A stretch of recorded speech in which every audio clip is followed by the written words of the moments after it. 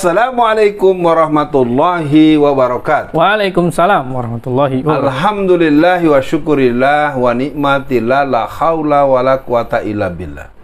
Pemirsa, kita jumpa di acara Dibacain Berita.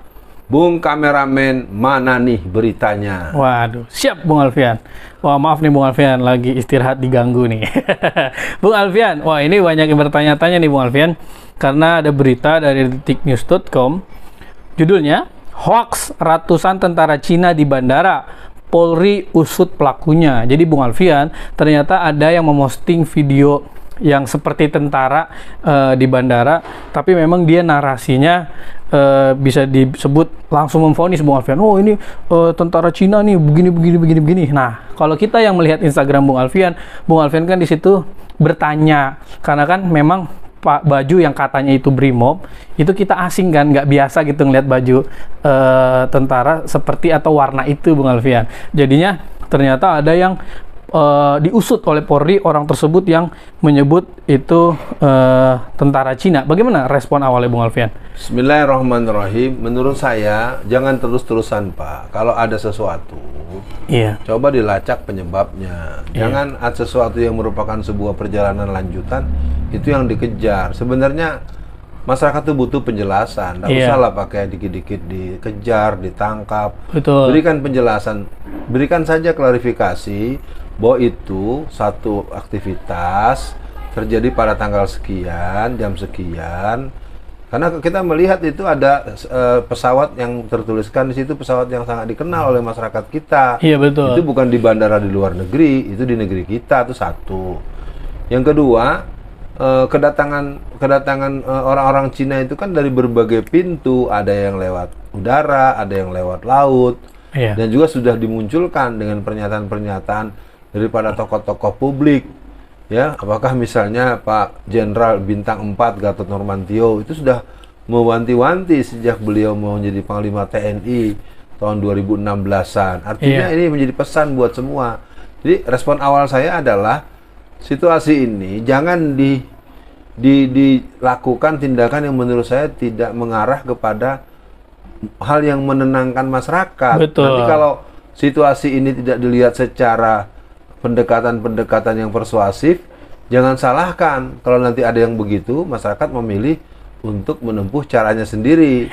Nggak hanya sekedar bertanya, nggak hanya sekedar posting, mungkin langsung dihadang di jalan dan diperlakukan sebagaimana dulu kelakuan tentara-tentara Kempetai, tentara-tentara Jepang yang pernah masuk di kampung-kampung Muslim di daerah-daerah Jawara, yang akhirnya kita menghadapi sesuatu yang tidak kita inginkan.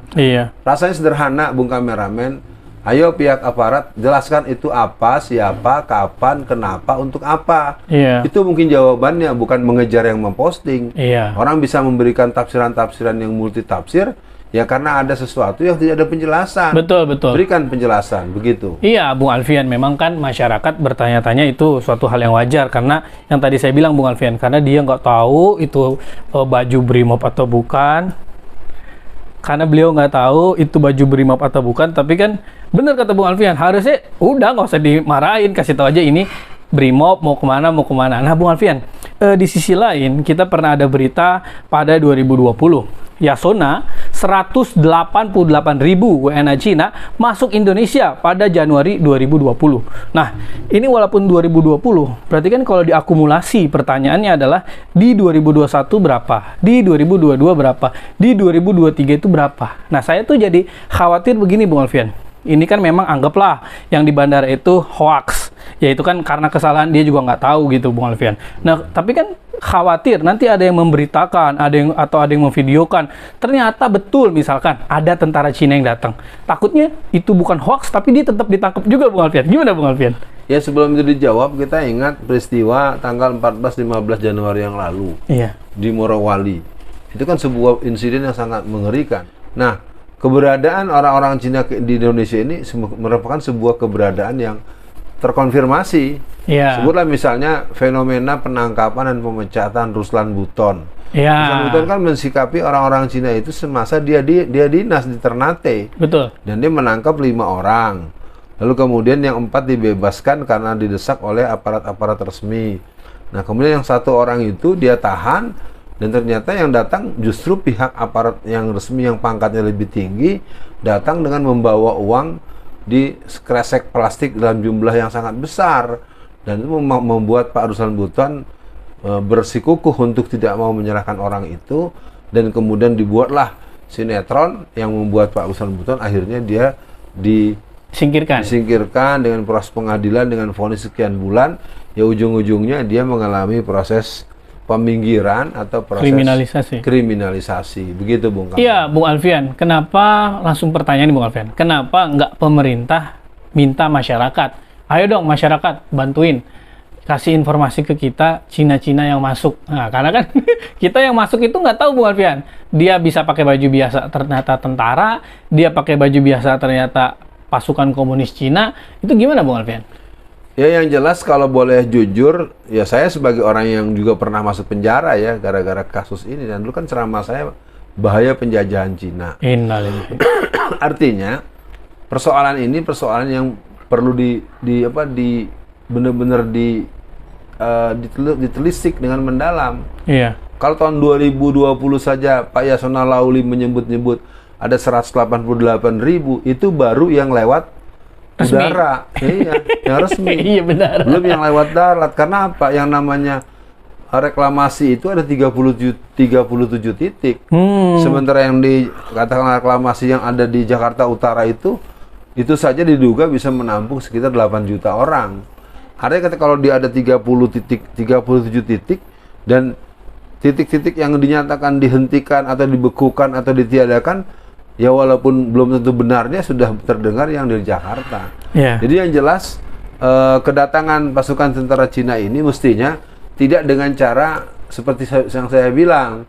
Ada orang melihat maling, yang ditangkap bukan malingnya, tapi orang yang memberitahu akan keberadaan maling itu. Yeah. Ya, tolonglah ditegaskan bahwa aparat bertugas menangkap pelaku kejahatan, bukan orang yang mengumumkan atau melaporkan kejahatan tersebut. Iya. Walaupun ini mungkin untuk kasus ini boleh jadi orang yang menyatakan itu belum tahu persisnya, mungkin keliru atau mungkin salah.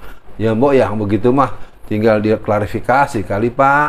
Gitu. Betul Bung Alfian. Untuk akhir sesi kali ini mungkin teman-teman di sosmed bisa mencontoh cara Bung Alfian gitu. Jadi kalau kita belum tahu pasti ya tanya dulu Pak, ini apa nih Pak, karena kan negara ini terlalu sensitif dan lebay Bung Alfian. Karena saya khawatir Bung Alfian itu dibilang hoax, ternyata ntar ada yang datang, kita udah karena ketakutan dibilang hoax, kita nggak berani gitu melaporkan. Nah Bung Alfian, untuk akhir sesi kali ini Bung Alfian, apa nih saran Bung Alfian atau pesan Bung Alfian tentang kekhawatiran semua dunia lah ya, termasuk Indonesia, invasi Cina ke negara mereka Bung Alfian? Silakan Bung Alfian.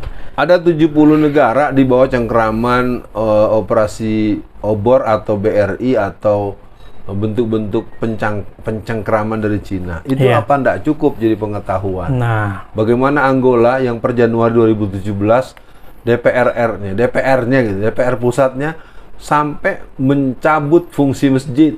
Masyarakat tidak boleh ke masjid per Januari 2017. Begitu pula di Tibet. Artinya kalau ditanyakan kepada saya bagaimana nasihat saya menghadapi situasi ini, kita harus melakukan persiapan sampai titik resiko kemungkinan terburuk. Oleh karena itu, usul saya di tiap-tiap daerah waspadai kelakuan orang-orang Cina dengan berbagai profesi. Betul. Karena mereka ada yang jadi dokter, ada yang jadi pedagang, ada yang pengasong, ada yang bengkel. Artinya mereka berada di banyak peran-peran lini sosial dan ini perlu dipersoalkan. Bung Alfian potong sedikit. Nah, untuk belajar dari kasus Morowali nih Bung Alfian, karena kan pekerja Indonesia merasa tidak disikapi dengan adil kan dengan dengan pegawai yang dari Cina. Ini apa nih Bung Alfian? Pesan untuk mungkin di tempat lain ada yang Cinanya ramai juga, mungkin bukan di Morowali. Apakah mereka juga harus berani Bung Alfian seperti teman-teman di Morowali? Ya sebenarnya di Banten juga ada seperti di Bayah gitu ya. Itu malah mengerikan. Jumlah mereka ribuan dengan pola hidup mereka yang kotor, jauh dari kepatutan. Mereka jorok, BAB sembarangan, kencing sembarangan. Betul. Nah, saya ingin mengatakan bahwa kepada pemirsa, gerakan-gerakan mereka ini sudah merupakan sebuah gerakan yang real. Nah, untuk itu saya memandang kepada seluruh komponen dan elemen umat Islam, Mari melakukan penguatan-penguatan dengan ibadah, Betul. dengan kunut nazilah, dan kemauan untuk belajar dan mempelajari watak-watak orang-orang yang memang tidak punya etiket baik untuk menjaga keutuhan NKRI. Betul. Sekian dibacain berita, kita jumpa lagi di bacain berita yang berikutnya. Assalamualaikum warahmatullahi wabarakatuh. Waalaikumsalam warahmatullahi wabarakatuh.